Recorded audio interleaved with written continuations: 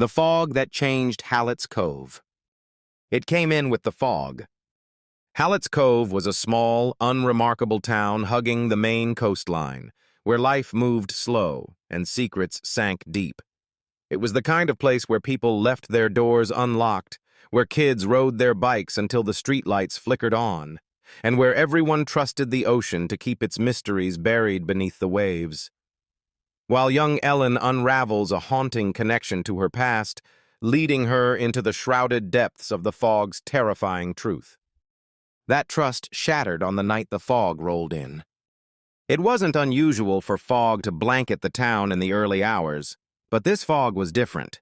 It came heavy and fast, rolling in like a living thing, swallowing streets, homes, and people whole. By morning, 6 were missing. No one saw them leave. No signs of a struggle. Just their shoes, neatly left behind as if they'd stepped out of them and into the mist. Sheriff Del Grady called an emergency town meeting at the church. The pews were packed, the air thick with fear and accusations. Hadn't old Mrs. Kellum said something about seeing shadows in the fog last week? And what about that strange light fishing captain Joe saw offshore? While the town squabbled, 16-year-old Ellen watched from the back row, her ears ringing with a sound no one else seemed to hear, a low, pulsing hum, like a heartbeat just beneath her skin. The hum had started the night the fog came, faint at first but growing louder each hour. Ellen didn't tell anyone, not even her mom, who'd been staring out the kitchen window for days, muttering about the gray men. That night, Ellen followed the sound. It pulled her down Main Street, past the shuttered diner and the library, to the cliffs overlooking the bay.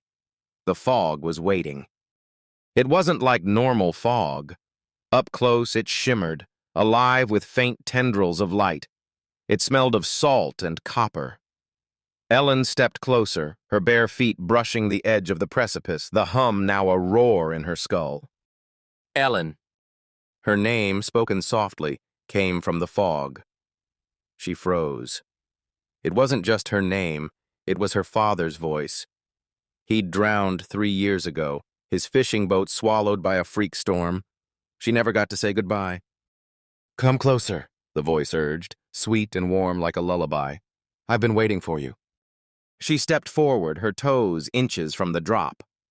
The fog reached for her, tendrils curling around her ankles, pulling gently, insistently. But then she heard something else. Behind the hum, beneath the roar, came a scream.